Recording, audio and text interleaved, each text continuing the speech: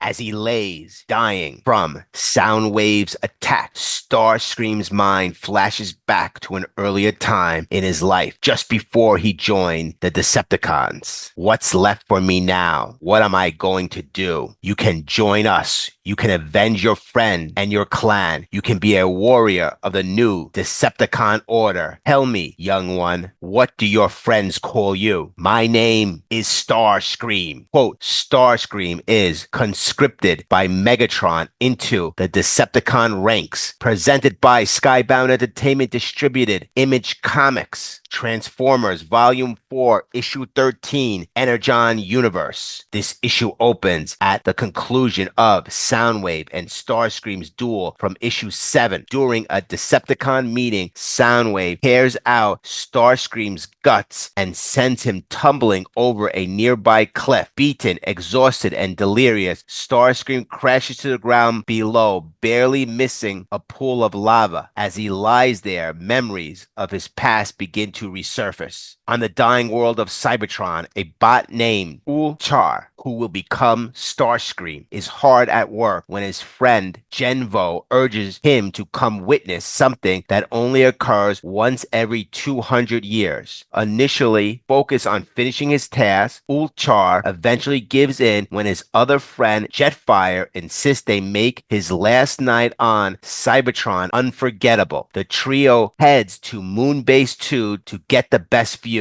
They begin discussing the ongoing conflict on Cybertron. Though Ulchars have refused to pick his side, Ulchar himself hasn't paid much attention to it. Genvo urges Ulchar to join his side, praising their unique leader and claiming they would make an unbeatable team. Jetfire, however, reveals that his path is already set. Using maps drawn by Ulchar, he plans to travel the stars seeking a peaceful solution to their planet's problems. Genvo questions if there's anything worth finding out there before he starts squashing some turbosex, which Ulchar views as a beautiful and harmless creatures. Ulchar intervenes, stopping him. Just then, the moment they've been waiting for arrives. A colossal robot flies overhead. This colossal robot is Omega Supreme. This Supreme sparks a sudden idea in Ulchar's mind. Hoping to catch the large robot's attention, Ulchar breaks into a Cybertronian Defense Force ammunition depot and uses one of their grenades to create enough of a disturbance. His plan works and the giant robot acknowledges their presence with a wave of hello before the depot grumpy old guard Cup chases them off. Not long after, Jetfire bids farewell to his friends and flies